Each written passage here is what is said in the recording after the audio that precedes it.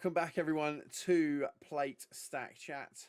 Again on the podcast, myself, Sam LaRoche, the one and only Jason Croxon. As we discussed last week, Tom is not here. He is still hanging out with, if you didn't hear the news, his newborn baby and obviously his wife. And I think they've got a cat, but that's unconfirmed. Yeah, they have. They've got a big fat cat that he does deadlifts with on a regular basis. But as you may be able to see, again, we have back this week Ian Barber and Gavin Hasselton from CrossFit Glasgow. Welcome back, gents. Hey. Thank you, sir. How are you this week, Jace? I wasn't ready for the question. I'm good. I'm the one and only now, apparently. So it's been a nice upgrade over the week. So I'm happy with that. Yeah. Is a one and only better than a big hitter? That's the question. That'll be this week's Instagram poll. There you go. We're done. Well, yeah, you whinged so much about not having a big intro last time. I thought I better do something this time. So that if anyone wants to know how you get your own way with me, just whinge at me. You'll get what you want, generally speaking. Well, we've got these guys back again, and this topic. I was going to say, am I allowed to say this, Gav? But that would just give it away anyway. So we were having a conversation on WhatsApp the other day, and he basically said, "What's the second topic?" And I put some dots there on the screen, and he put. And basically, it kind of came out of it, but we're going to talk, and hopefully we're going to get animated. I might get a bit animated about this, but we're going to talk about, our non-affiliates undermining the affiliate model by ascribing to the methodology without due credit or remuneration, which apparently means paying for it. So basically, I put out a couple of weeks ago a video of me doing CrossFit in my CrossFit box, just saying, if it's not CrossFit, it's not CrossFit. I mean, we could probably stop there, because actually, if it's not CrossFit, it's not CrossFit, right? Correct. Let's go. What we got? This is a loaded one. Do we care if other people are doing CrossFit and saying it's CrossFit when it's not actually CrossFit? And why? And if so, why do we care? Can we divide them into camps? Because I'm thinking of two different camps as well of people that do CrossFit. You can be as but don't camp call as it you want on CrossFit. this podcast. There's nothing, we accept everybody here. Just lowering the tone on such a serious topic. You can be as topic. camp as you like. Stop it. Because I'm just gonna throw out some. Just basically, my plan for this episode is just now and again just to launch out a few. But what about this? And then just watch Gavin's head explode. So. Shall I zoom in on Gav a little bit? Yeah. No, jokes. So I would say you're going to have, obviously you've got a CrossFit box, an affiliated CrossFit box that is, established and recognized by CrossFit, and that's what you put down when you're doing the open, as we said last week. And then you've got the two on either side, a gym that has a functional fitness space offering functional fitness classes that are very reminiscent and similar to CrossFit, but are not CrossFit, are functional fitness. But then on the other, and maybe they've never done an L1, they've just kind of observed people doing CrossFit and have adapted what they were already doing, like boot camp style workouts, and it's now mirroring very closely CrossFit. But then on the other side, you're going to have people that maybe have an L1, or had an L1 or an L2, or maybe even an L3, who knows, that were once upon a time an affiliate, but are no longer an affiliate. So are like literally teaching CrossFit, but it's no longer CrossFit. I mean, is that still CrossFit? There's your question, Sam. But so I just wanted to kind of, basically, I felt the waters were too clean. So what I wanted to do was quickly muddy the waters a little bit. Question with a question. I see what you did there. We've been around a long time. we were part of the first affiliate gym to open in Glasgow. We helped out another guy open a gym called Clan CrossFit, which was the first physical CrossFit location in Glasgow. And before that time, we were doing CrossFit, which muddies the water further. We were doing CrossFit in a global gym. So we were what I think is now Nuffield, but at the time it was a Greens gym, and we were doing Helen running on a treadmill and swinging a dumbbell and using, you know, like the freestanding freestanding pull-up thing precariously. So, you know, when CrossFit was in its inception, it was for people in garage gyms. So, you know, having a garage gym or doing it in a global gym is still, it required a garage. Yeah, but it was still CrossFit, and we were following main site, right?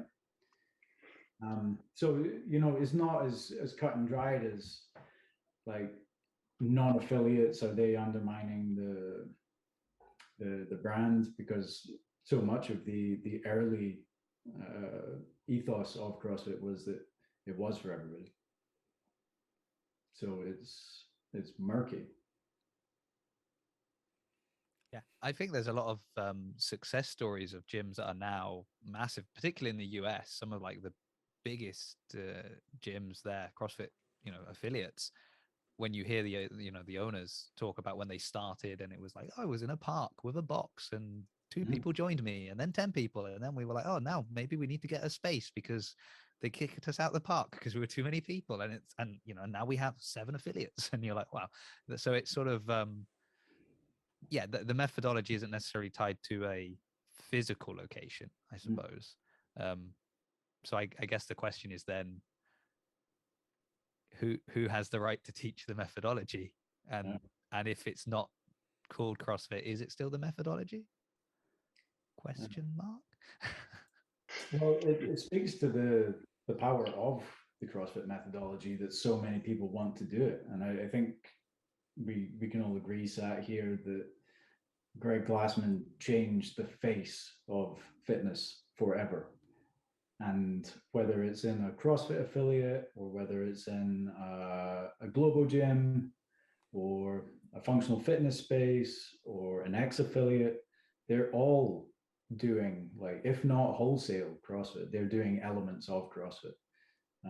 You know, like functional fitness spaces will have a whiteboard with a benchmark girl written on it, or functional fitness gyms will do Murph. Functional fitness gyms will do the CrossFit Games Open. Like the face of fitness has been changed by CrossFit forever and cannot be taken back. Which I almost feel was Greg Glassman's kind of like, I feel like he was okay with that, because he would always say, like, it's there on main site, it's free, like anyone can do it, like, you know, yeah, do your L1, yes, join an affiliate, but I feel like for him the focus was the fitness and the health side and the benefits that come from it. So it was less, well, I want to make sure you're wearing a t-shirt that says exactly what you're doing is my thing. I think you'd just be happier that you were doing it. Like, that would be the key. I guess now we jump forward to CrossFit being this global phenomenon that maybe, you know, nobody ever expected it to grow into. And that then brings in a lot more difficulties with regards to, well, now we've got trademarks and, you know, things like that, and we've got to protect our IP, and we've got to make sure that there's not somebody claiming that this is CrossFit and they are just torturing people through terrible workouts, and there is no focus on technique and health and longevity or anything like that. It's just, oh, here's a really tough workout that's going to kill you. It's CrossFit. And you're like, I feel like you've missed the message slightly there. Yeah. Question mark. Sorry, I've got to end everything with a question mark, because I'm not making any statements today. I'm just questions for yeah, Gavin but I here. think the difference between those two things is probably an assurance that people understand they didn't just stumble upon CrossFit.com and started doing the workout of the day and watching videos of what a thruster was, but people actually, you know, attended a course, like learned the methodology, understood the concept of what fitness is and what CrossFit is. I think, you know, what first attracted me and many others to CrossFit, like I think it was back in 2006, was there was somebody there who was actually defining what fitness was, you know. And like I was working as a personal trainer and people would be like, so am I fitter? And I'm like, yeah, sure, definitely, you're definitely fitter. No more questions though. That'll be £40, please, and I'll see you next week. Yeah, because you didn't have constantly varied functional movement, high intensity, and, you know, moving large loads long distances quickly, or any of that kind of stuff. And that's where like he really kind of caught my attention, at least. Yeah, I don't think that definition, to my knowledge, has been challenged in a meaningful way either. I think it's the most succinct definition of fitness that's been offered to date. There are different ways that people have kind of argued. Like some people would argue, oh, you know, the fittest on a CrossFit, the fittest CrossFit Games, the fittest on earth. I mean, yes, that's a trademark, but that sort of thing you can argue with, because oh well, people that do high rocks are fitter, or no, people that do Ironmans are fitter, no, people that do this are fitter. Like, you could argue it. Whether that argument would ever finish is kind of irrelevant, because I think if you can do one thing, you can probably do a load of other things, right? You'd be, you know, if you, yeah, Mhm. it would be arrogant. It would be arrogant to say that Matt Fraser is the fittest person in the world, because under the definition of CrossFit, Because Justin of Medeiros course would he step is. forward and say, "How dare you? Yeah. I won the Well, game." no, but under the definition of CrossFit, then yes, you would say that he is, because that's the way that CrossFit define it. Yeah. And we're saying that is, I don't own an affiliate. I go to a CrossFit box. I've tried going to Pure Gym and They kicked it you out. didn't work for me. But do you know It's what I mean? such But a- I have no sort of skin in the game in that way. But actually, like, it is a very good definition of fitness. And as you say, no one else has come particularly close. So I suppose I've just talked myself around into actually CrossFit is defining the fittest on earth, because if no one else has made any other definition, and someone like Matt Fraser has just hit it on the head every year for 5 years, great. Someone else come in and from another sport and take that. You know, Bingo. Was it- Sorry, you go. yeah, Gav. I got there all by myself as well. I taught Yeah. myself just. No, Yeah. I'll just click stop recording now. Yeah. The definition of fitness that was offered by Greg was so elegant that it summarized very neatly and in a way that no one could really contend the defining terms of what made a person fit, and that has to carry across a broad spectrum of physical tasks. And then the games was created, and with an open invitation to everybody to say, well, no, I'm fitter, and I'll show you. And by definition, CrossFit will give you, and the CrossFit Games will give you, the fittest on earth. I guess that's the difference. You've got the definition. So it's the difference is the idea of, oh, here's a competition, and then the winner of the competition gets this title, versus here's a title and here's a competition to. So basically, the title is a definition, and now we're going to apply all these different tests throughout the course of these multiple days to determine the person that best fits to that definition. And then, you know, and obviously you're going to have specialists. So like Matt Fraser's not going to beat Usain Bolt in a race, right? What about swim? What about lifting weights? Like, obviously specialists that train all their life for one thing are going to win that. But does that mean, you know, you're going to be the fittest? Well, it depends on the scenario, doesn't it? So This is just trying to find the closest that can kind of tick all those boxes. And only so long as that event comes up as well, right? Yeah, he'd have made it through the cuts, Usain Bolt. Yeah. Unless he'd stepped on the line, but I reckon probably with the penalty, he'd still have been fine. Yeah. But that's the games. I want to go back to talking about affiliates. Yeah. Yeah, And, no, for sure. or let's put it this way then. I mean, maybe let's, instead of like going on the offensive against, I was going to say offensive defensive, but it's not quite right. I would say, instead of talking about those that are not affiliated, justify why you should be affiliated. Maybe that's a better way of doing it. So what is the value that being an official CrossFit affiliate brings you? Because then that's obviously what I would assume is lacking from anyone else doing it that's not an affiliate. That would be my reasoning. I think that's a pretty logical way of looking at things. You want to talk about like our reasons for? So that's certainly the question that Jason's asked is has a less negative outcome. Should we put it that way? I'm often known as the positive guy on the annoying? podcast. Or why are non-affiliates annoying? Why are they degrading what is now? That's my next question. So why should someone be an affiliate? I guess we initially bought into the methodology. Like Ian's spoken about how the kind of academics of it appealed to him, to be able to define what fitness is, and that was a lot of the reason why I initially got into it, because I just saw it as for what it was. It was redefining what was at the time just like the Men's Health magazine perception of fitness, where it's just bodybuilding, and then recontextualize fitness as what it should be, and it's a way of promoting health and physical competence across as broad a demographic as possible. So when we got involved with CrossFit initially, it was following main site and really buying heavily into the culture of it. And I think that the affiliate ownership was, at that time particularly, it was a mark that you were bought into the culture, like the global community of CrossFit.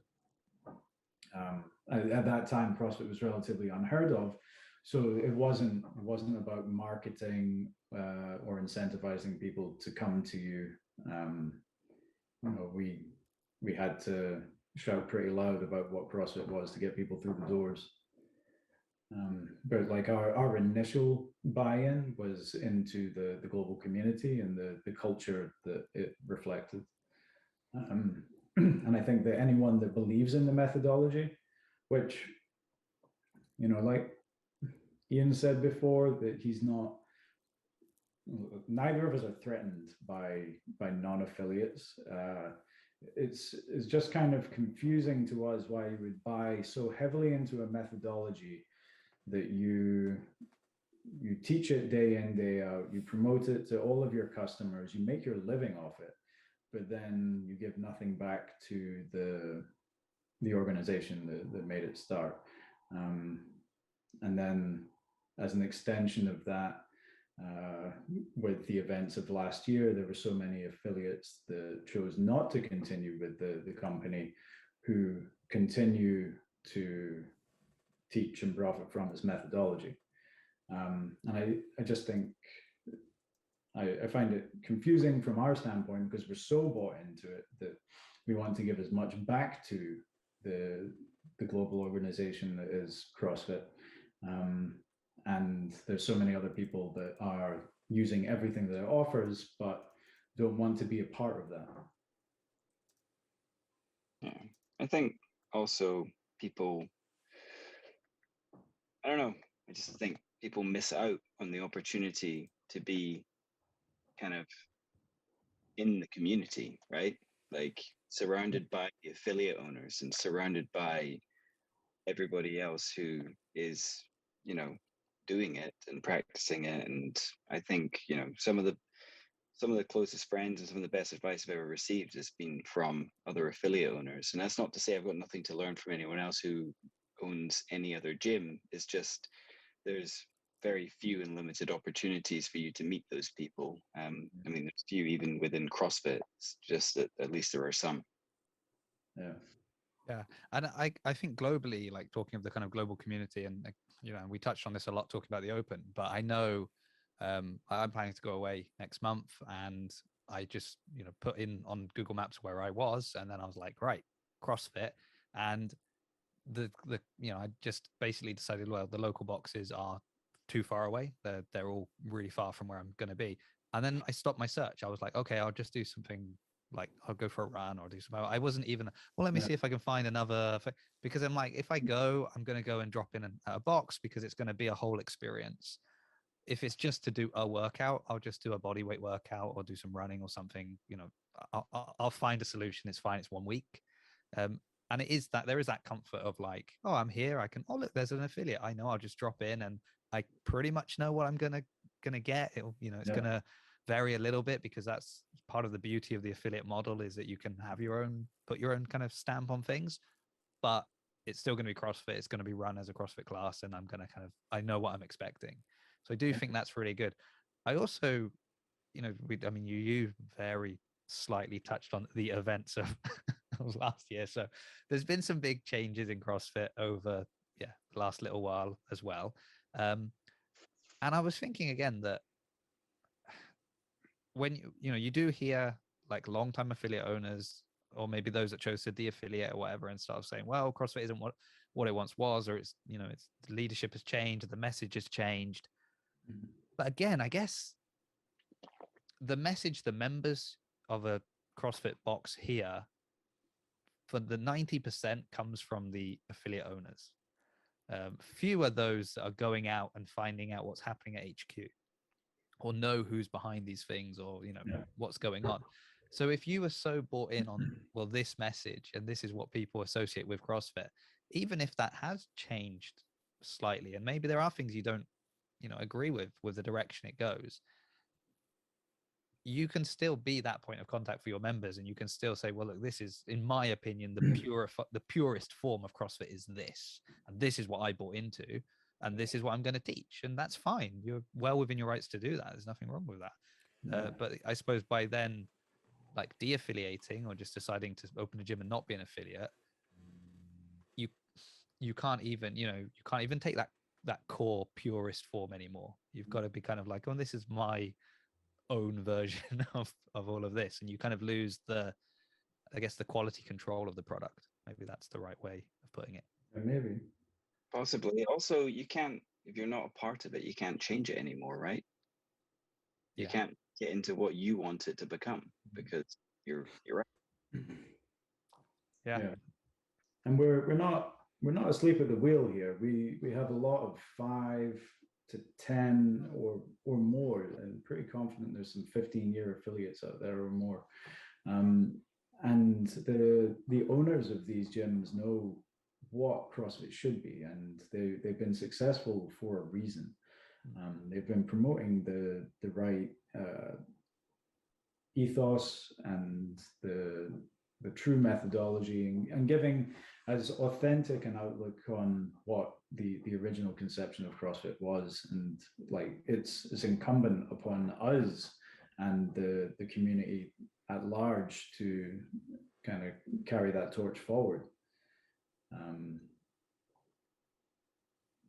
So like a genuine CrossFit affiliate is much more likely to give an authentic representation of what the brand was supposed to be.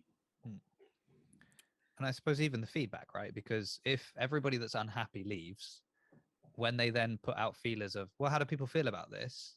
Well, all the unhappy people have left. So they're not going to say, well, to be honest, we didn't like this. This was a problem, or our membership didn't like this. They didn't respond well to this. It's going to be the people that were fine with it that go back going, yeah, all good here. We're more than happy with how everything's going. So let's just keep going in this direction. Whereas, as you said, you've got to be in it to be able to give feedback that's listened to. You have to imagine, though, that CrossFit ask affiliates why you'd have to imagine that they'd ask them why they've de-affiliated. when they de-affiliate. It's like when I changed phone contracts or I changed my car insurance. Like they basically ask you why you changed, because hopefully like you get some gauge of. Now obviously the events of last year or whatever, like do you know, I was looking it up, 500 affiliates de-affiliated in the initial. That is only 3%. I thought, oh, there's loads, but when you think of like 500 is a big number. Yeah. But when you look at, there's 15,000, well, probably over 15,000 now affiliates. Like 3% of that is not a huge number. It's a number that you would recognize. Like if imagine for you guys, if you're one is enough. Well, yeah, if you're exactly, but if you lost 3% of your members, like that's a whole, right? So but you're also going to want to know why. Now, obviously, it was quite obvious reason why, and that ended up having some consequence. That 3% of people, there were other people who were still cheesed off but didn't de-affiliate.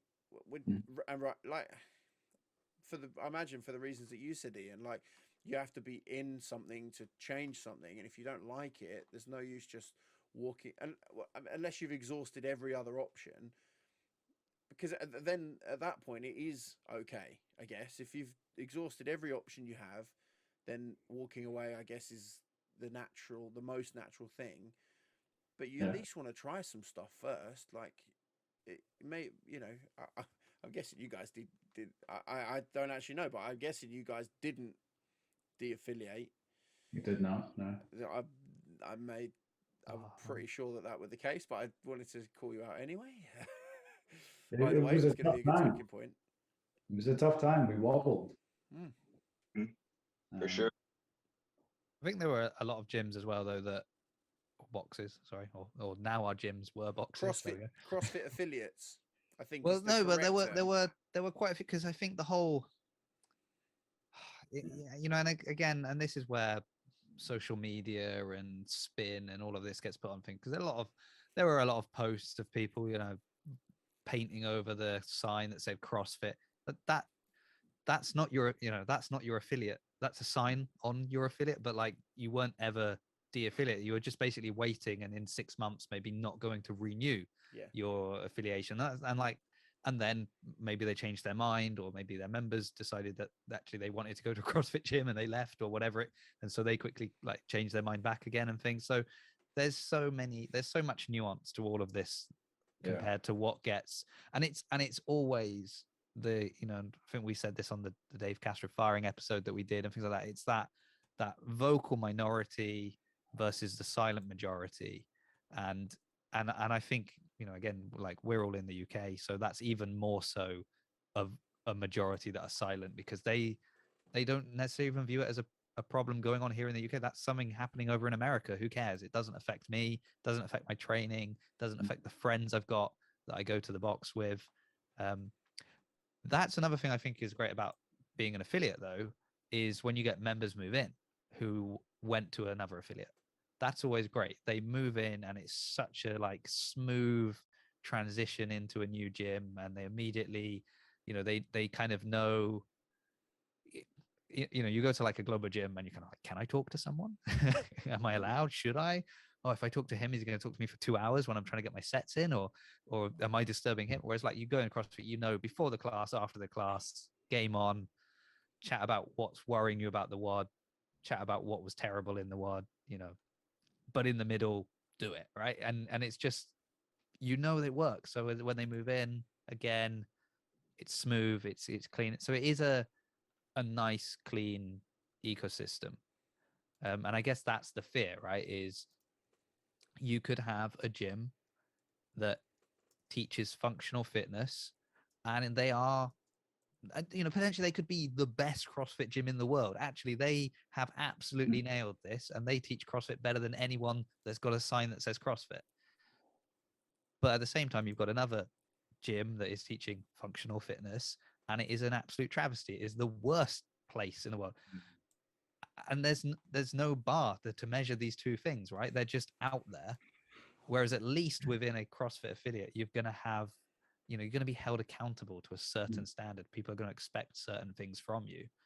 And if you're not providing that, you're going to very quickly lose your membership because they know that other CrossFit boxes do provide what you don't, kind of thing. So I don't know.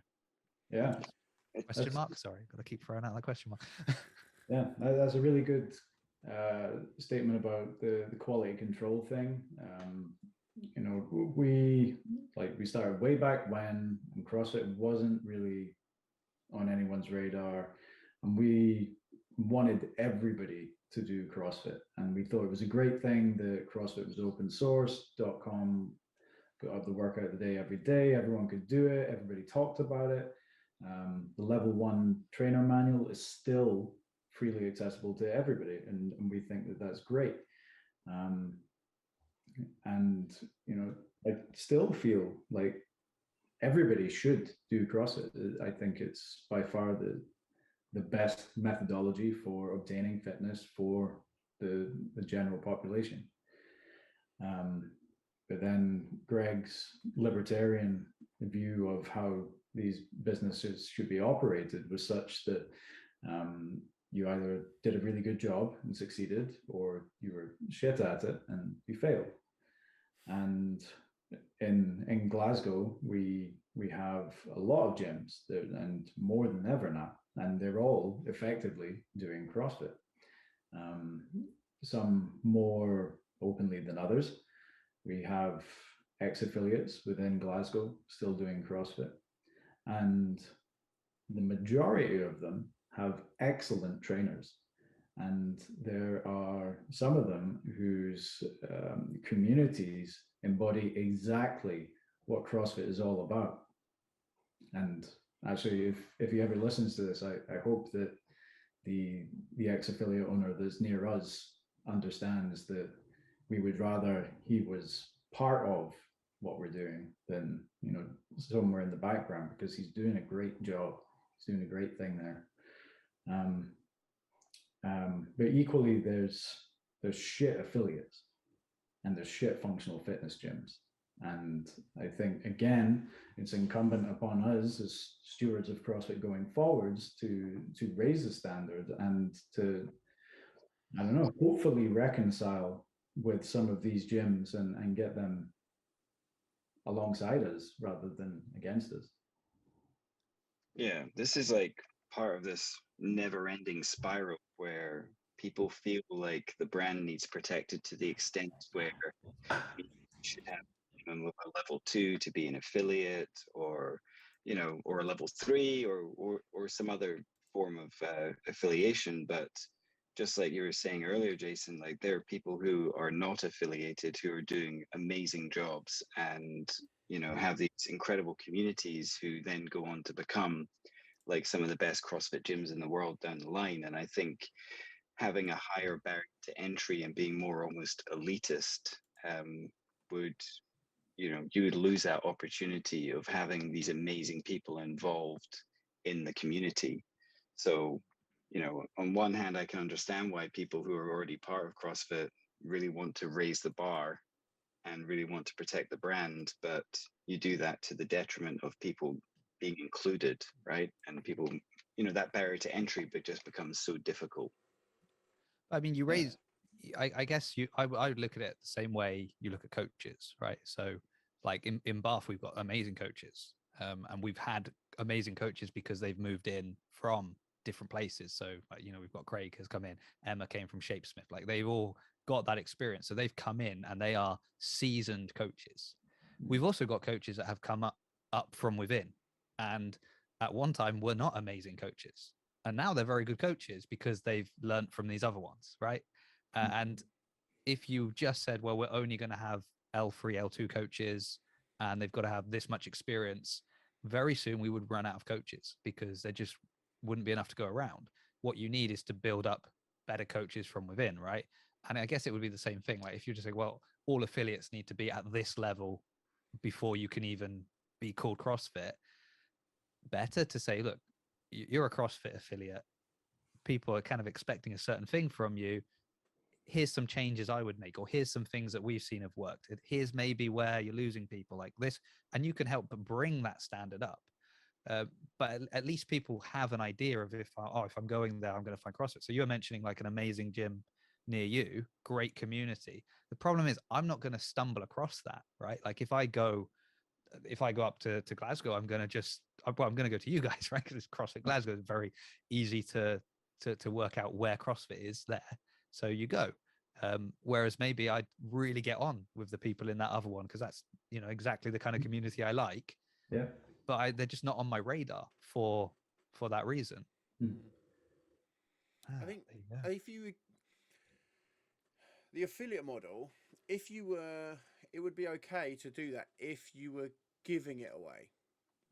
So you could say to some, if you were just giving away affiliation, you could say, okay, there is a benchmark of which you need to be, then I will allow you to become an affiliate. You know, and I don't think that would just be an L1. Not that L1 is just an L1, but you know what I mean. If you were just giving that away, but actually you're buying into it. So your L1 is the minimum standard. And I've been to some CrossFit gyms around the world where they literally follow what is online. It's like, which is in itself, I guess, is fine.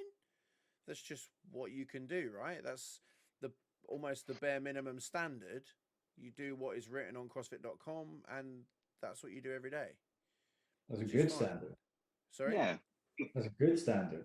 Well, that's what I mean, though. But that's a good standard. It's the minimum standard for CrossFit, but the minimum bar for CrossFit is high, right?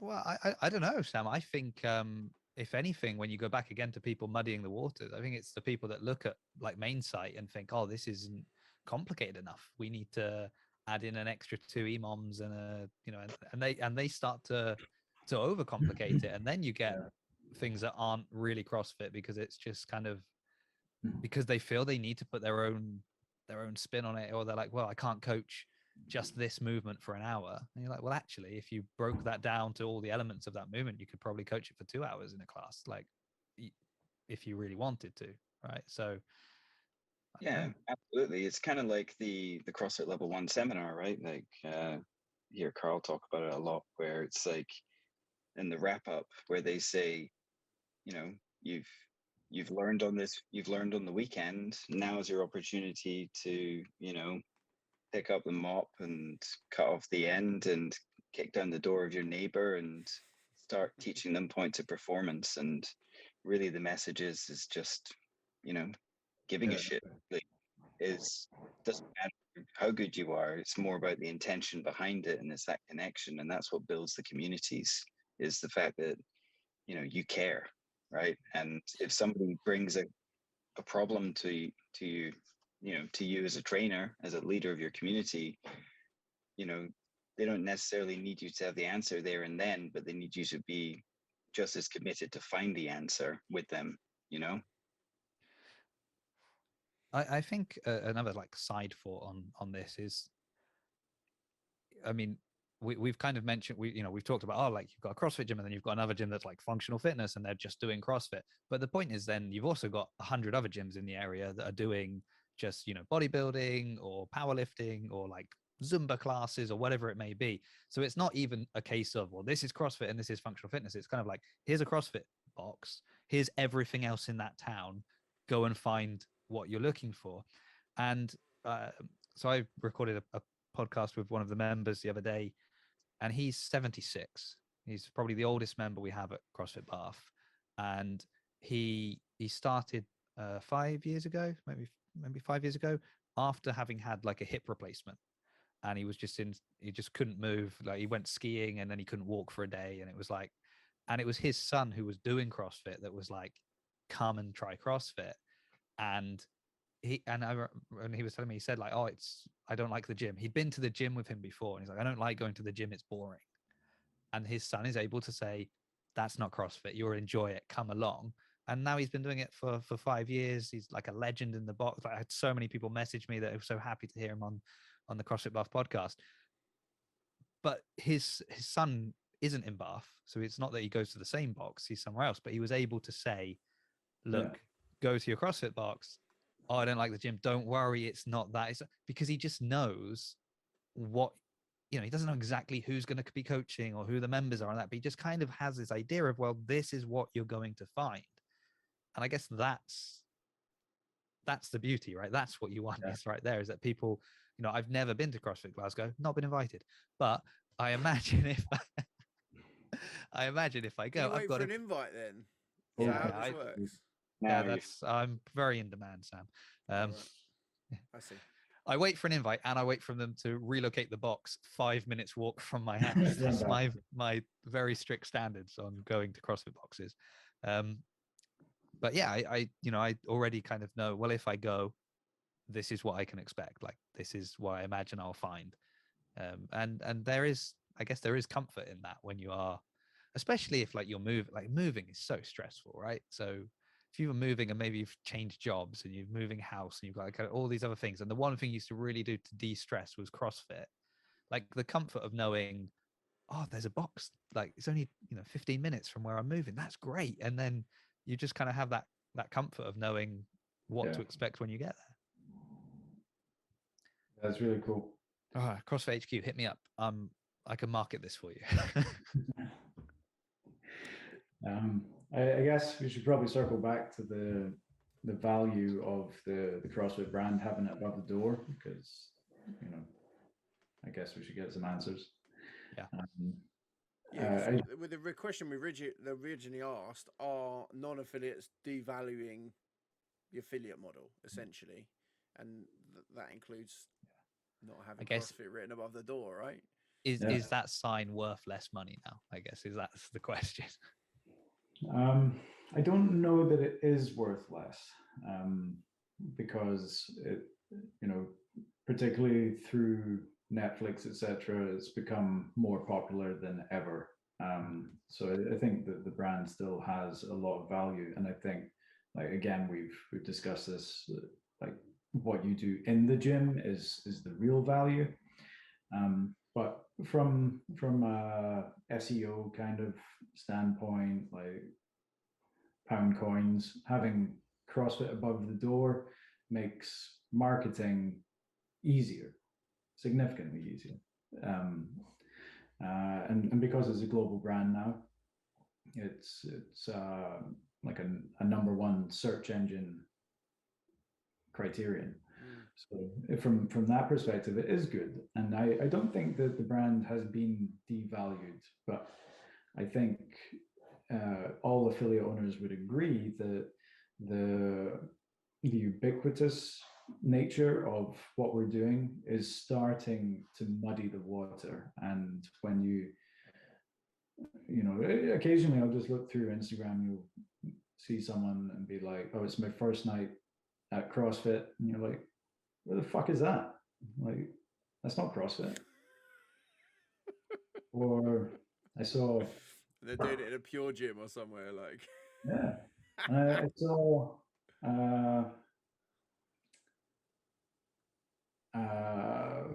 professor of physiology that we know pretty well over in Canada. He put up an advert for like a physiotherapy position in a very welcoming box gym, and I was like, the fuck is a box gym? Like, does he mean a CrossFit gym?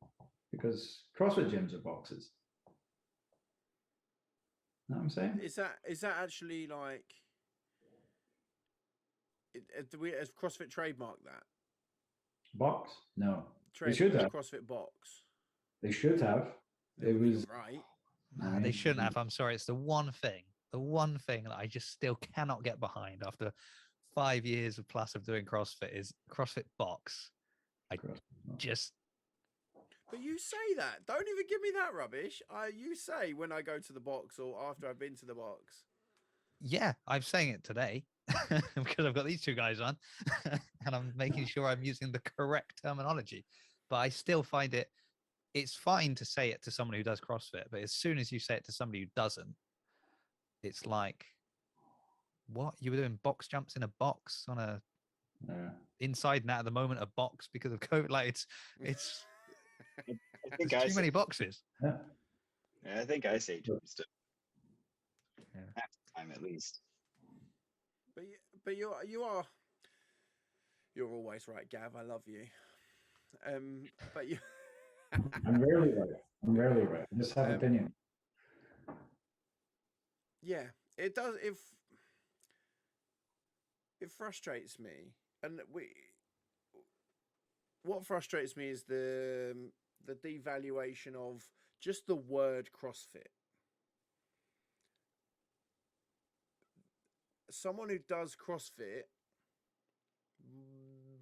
are they a CrossFitter? Should You're that be not a supposed to hashtag on be- Instagram? not supposed to use that term because That's then. correct. So this is the thing with like the trademark and the trademark license. It was put in place to protect the brand and to protect the affiliates that subscribe to the brand. And if we start to use these terms like CrossFitter, CrossFitting, we let everybody else, muddy the waters with hero workouts and benchmark workouts and AMRAPs and EMOMs and Murph and it genericizes the brand to the extent that there is the potential that eventually we end up with the Hoover situation, where you're doing the hoovering with a Vax or a Dyson. So I don't know, like perhaps CrossFit should have done a better job in the early days of protecting itself and trying to foresee some of these potential problems with trademarking, but I don't know what they could do about it now. I mean, I guess the question is like, it's kind of one of the things where you make like the logical leaps, right? So what is someone gonna, I guess, was there a situation where you would think, oh, people are gonna define themselves by this activity? And probably not initially, because you know, why would you? And they didn't know how all in people would go. But if you sort of say like, oh, I do CrossFit, or I go to a CrossFit box. I don't go to the gym, I go to a CrossFit box, I do CrossFit. It's like, it's a natural progression, isn't it, for someone to say, oh, I'm a CrossFitter? Like, it makes sense. So it's hard to kind of be like, but you can't say that. And you're like, well, like, give me another word to use. That's fine. You don't want me to say that, give me something else to use. But Well, there like, is. If you call yourself a CrossFit athlete, I'm not an athlete. well, by the definition of CrossFit, you are. Yeah. Like, it's, you can't. I do it a lot anyway. Hey, I think everybody does. But we should. Yeah. But people who, and you're right. Like, if everyone walked around going, "Yeah, I'm just going to go and put my Nikes on," and then you wear walking around your Reeboks, it wouldn't be. People would be offended by that, or they wouldn't have a clue what you're talking about. Oh, Do you know what I mean? that's, Or they'd but be that's, like, "What are you even doing?" I mean, that happens all over the world. That is like Hoover is just one example Yeah. of that happening to so many. I mean, like, there's the war on Coca-Cola, but Coca-Cola is, someone goes into a pub, they ask for a Coca-Cola, and it is Coke, Pepsi, whatever brand of like fizzy drink they have there. Other parts of the world are even worse. I know my wife was telling me, like, in the Philippines, like, they don't even use things like toothpaste, they call it Colgate. Like, everything is Colgate, because that was just the biggest brand. And so it's just, that's what they ask for. They go into the shop and they'll buy Colgate, but it's Aquafresh or whatever. Like, it doesn't matter. That is that the difference though between a product and a service? Oh, it's a good question. Yeah, maybe. This is clever stuff now. Yeah, I wasn't ready for that question. But what are you? Because you are using, because when you're like talking of being like a CrossFitter, you're not talking about the product or the service, but your relationship to it. So it is that, and I guess it's a kind of a double-edged sword, right? You don't want people to use that, but you want people to know about your brand, right? So you want that, like, if somebody's writing a blurb for their blog or their bio, whatever, and they refer to themselves as a CrossFitter, and that's like promoting what you're doing, and people see that and like, oh, what's he doing? Oh, he's a CrossFitter, great, CrossFit. Of course, there's going to be people that use it that are then a negative impact on it. So you're basically trying to get best of both worlds, and it's very difficult to be like, well, we want the marketing, but we also don't want the wrong kind of marketing. So you have to vet every single person that uses these phrases. And as I said, there's intent behind things as well, isn't there? There's someone who's so passionate, they love it, this is my personality, I'm a CrossFitter, and maybe someone needs to talk to them, but that's that's how they feel. Yeah, let's just alienate our whole audience there, Jace. Nice one. But it's very different from someone like, you talk of scrolling through Instagram and seeing someone saying they're doing CrossFit. I get posts that are like flagged up as CrossFit, and I cannot understand why this is like, there is no element of this that is even fitness. And then you start looking at the hashtags and you see that they've just like scattershot every kind of word they can to bring people to their thing. So that's intentionally misusing it to for marketing, right? I'm deliberately using this. It's not true. I'm just doing this to get promotion, versus someone who's just genuinely like, oh, I love CrossFit so much, I'm a CrossFitter, it's who I am. But at the same time, if you don't go hard on those people, you can't go hard on the other person, right? You can't say, well, they got away with using it, why can't I use it? So I don't think anyone's going hard on them.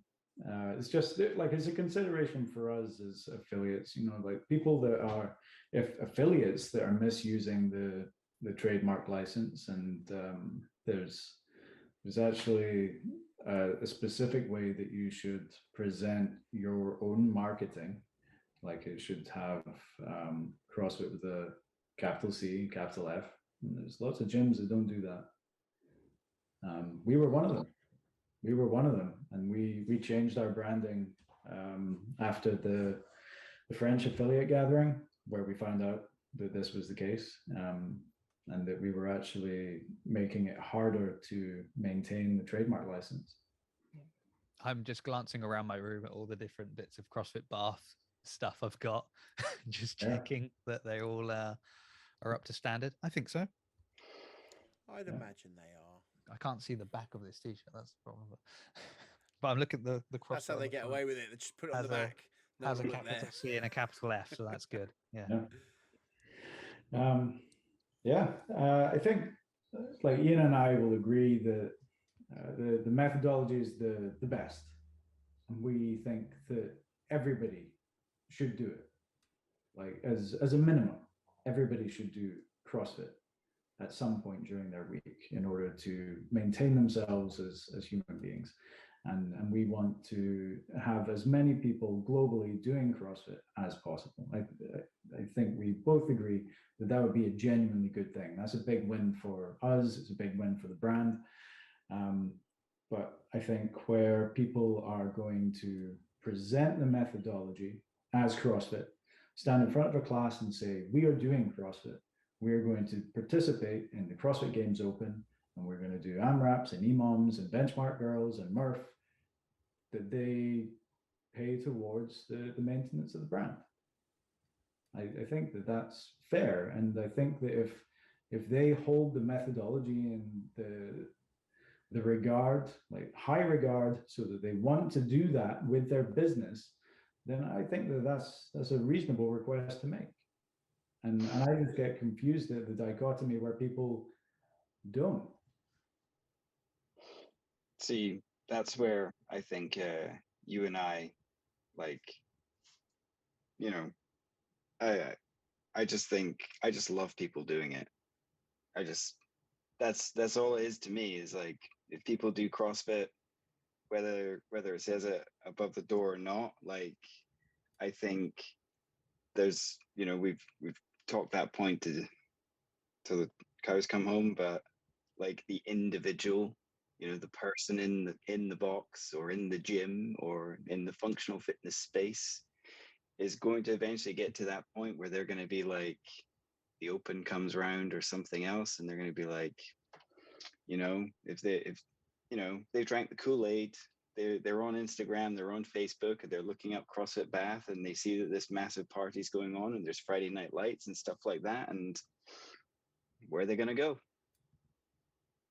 Or maybe they do such a good job of like training their members, and then they get people that do qualify for things, and then it's like, oh, here's the leaderboard, and you've got like CrossFit Bath, CrossFit Glasgow, unaffiliated, and you're like, oh, that could have been us, that could have been our name there on the leaderboard with everybody else. And so, maybe I don't know, as CrossFit kind of emerged organically, maybe there will be this sort of reunification almost organically of people that do start to appreciate, what, actually it was worth it. Or maybe they see how well CrossFit gyms are doing and are like, oh, actually it seems like they are having a better time being affiliated, and maybe we should kind of take steps in that direction. Who knows? Who knows? But if you're standing there at the front of a class saying, let's do CrossFit, we are doing CrossFit. I can't remember the other things that you said, Gav, but you're basically lying and stealing. If you stood at the front of a non-affiliate saying, we are going to do CrossFit, you're both lying and you're stealing. But what if your reasoning is, I paid for my L1, I paid for my L2, I myself am qualified to instruct you in CrossFit, and now you are doing CrossFit because I, the coach, have paid CrossFit for the education in order to be able to impart this methodology to you. So they might not be in their mind saying, I'm stealing, I'm lying. They're definitely not lying because they are doing CrossFit. That's the problem, right? So they are teaching you CrossFit. Unfortunately, I believe, you could probably quote me, but you're actually not allowed to do that. It says on your L1 that you can't do that. In the handbook license. Yeah. The trainer's agreement. Yes, that's what it's called, not a handbook. And so I would agree with you. I'm quite happy for the individual to be doing CrossFit. Like I say, the more the merrier. But we have people making a living from what we and 15,000 other gyms pay for. Yeah. And this is topical because it's recently been a change in the CrossFit Games rulebook that non-affiliates can have a member of their gym who is not a level 1 trainer sit the CrossFit judges course and validate scores for the Open. So there is nothing stopping insert name here gym from running Friday night lights and doing the Open and having their own intramural Open and everyone having a great time and calling it CrossFit and having all of their members believe that is authentic CrossFit. And like Jason says, maybe it is. Maybe it's an L1 or an L2 who's unattached to an affiliate.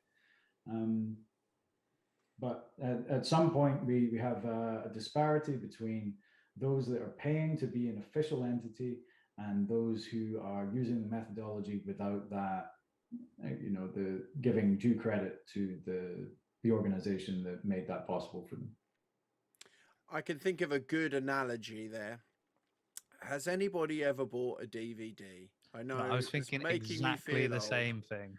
You are literally, it's like walking, here's a really old one. It's like walking into an HMV and buying yourself a DVD or buying it from the bloke down the pub. You might be watching the same film, but it's certainly not the same quality. For our younger listeners, it's like instead of going to Netflix and paying for your subscription to Netflix, you just go to like a streamallthismovies.com.org.ru and stream the same thing for free. There we go. Even then, Sam, like I said, we've got a number of gyms in Glasgow that have excellent trainers. The majority of them are level 1 or level 2 qualified through legitimate means. We have some prominent figures within the UK CrossFit community, and they're doing a good job. And I just think it's my personal impression, doesn't represent that of my organization necessarily, that I would just like to see these people on board with us, and I would like to be able to legitimately spend more time with these incredible people. And between us, we can keep out some of the shite. It's fair enough. I think even with, with the analogy you're making before, Sam, it's the same, right? Like, but less so DVDs, but more like movies that come out at the cinema. So like if there's, I'm thinking like Dune that came out recently, that was a big success, but it needs a sequel. It also got pirated almost immediately because I think it had a release on a streaming platform. So the problem is now when where the people that are putting in the budget for these films are saying, well, how much money did we make on that movie? Oh, actually, only this many people went to the cinema to watch it. Only this many people paid for the stream, because of the number of people that just could watch it illegally. And then you don't get that sequel because they're like, oh, it didn't make enough money. So there is that knock-on effect, right? If people are doing CrossFit and CrossFit aren't getting anything back from this, there does that come that point where like, well, now we're going to have to change tack here, or like, So I guess it does kind of devalue it, right? well, I want, I guess it's like the idea of, if we want to complain about getting, things like Monster Energy sponsoring the games, well, if they need money to come from somewhere, like don't don't make them need more money. Like that's not the solution. Isn't be more desperate for money, so then it is Coca-Cola next time. It's like, well, let's make sure we're doing as much as we can to kind of offset costs. So that's stupid, because obviously now it's a big corporation and money talks, but the the believer in me would say yeah, but you can, and it's going back to your point, Gav, of these people who are really good that aren't coaching at CrossFit gyms. And I have nothing against people. Like, I have an L1. I was planning to be a CrossFit coach, but actually it's really good for judges at competitions too. Like if you have an L1 and you do the judges course, that's like a really good thing to have. But also it's just good for people to broaden their mind. You might coach at another gym, but do an L1 just to try and be a better coach. Like it doesn't mean you have to then go away and do CrossFit in your gym. It might mean that you're better at teaching and squat, or but if there's CrossFit don't have the trademark of a squat, like just because you teach a squat in you're a PT and you teach a squat somewhere else. Actually, if you think CrossFit is the best way of teaching that squat, then go do an L1. If you think that that's really helpful, go do that. But I guess what we're getting at is, don't then go to Globo Gym and call it CrossFit, and that, I think what the they only say is answer like, to go that and is do it with someone else. Go and do it with your Auntie Maud or whoever. Snap the end off of the broom handle and go and get Auntie Maud off the couch and do it with you. Hundo P. Is that like Scottish for 100%? Or is that a new Star Wars character that I haven't heard of yet? It's just something Gav said once, and I've just loved it ever since. Hundo P. Hundo P. It's one of Ian's wax sayings. Well, on that note, I feel like we have concluded that we have not come to the conclusion, apart from the conclusion that we have come to, which is that CrossFit is the best. And if it's not CrossFit, it's not CrossFit. If it's not CrossFit on the door, it's not CrossFit in the box. Got it. Yeah. Oh, well, go I on, think in summary, like we want everyone to do it. We think it's a good thing that people like CrossFit and they're doing it. I think we just have concerns about the long-term future of the brand if it goes unchecked. And I would take for something that's been so special for like a quarter of our lives, and has made such an impact on the world. Like we would hate to see it become a shadow of itself through people pulling a fast one. And CrossFit do a very good job at dishing out cease and desists on everywhere. Instagram, They do a much Facebook. better job now. Yeah, they are more recently, certainly. Yeah. I would just like say as an observation, if again less on the negative of not being affiliated, but more on the positive of being. I was just thinking of this conversation and then the previous week about the Open. And one of the things that does come out is the kind of the passion that you both have, Gavin, Ian, for your affiliate and for being a part of this community and for doing the Open and now protecting the name of CrossFit and care. And I guess that's another thing, right? Is like if you are an affiliate and you're in, it means you also know they're going to have that passion. Does the person that just runs this gym have that same passion for it? Maybe, but it's different, right? So it's just something I note from just speaking with you, that it comes through the way, how much you care, how much you feel about this. Maybe someone who's just running a gym and they're just teaching CrossFit, but they're not part of it. Maybe they don't have that same passion bleeding through. Maybe they do, but Well, who knows? maybe they'll come see us and Steal some, yeah. hug it out. That's all it needs. Just make it weird.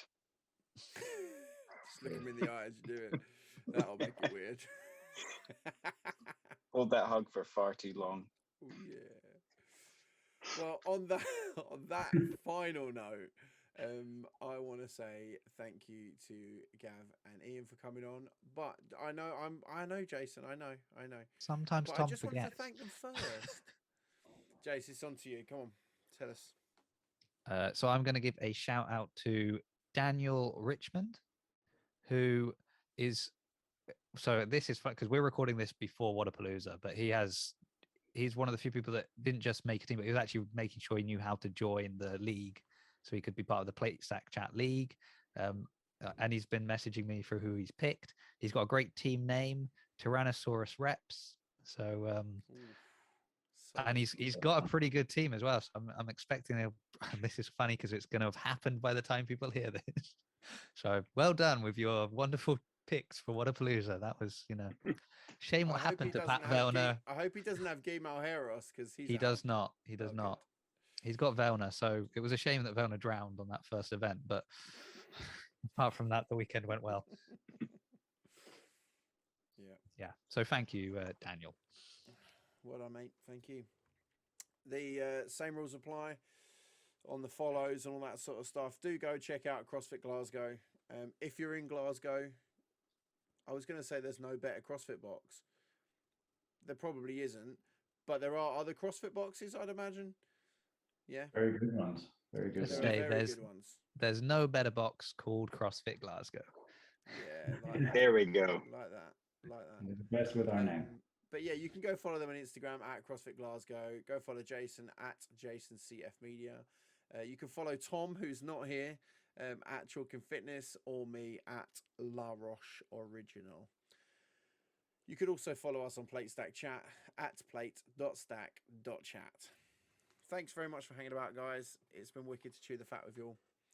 And we'll see you next week on Plate Stack Chat.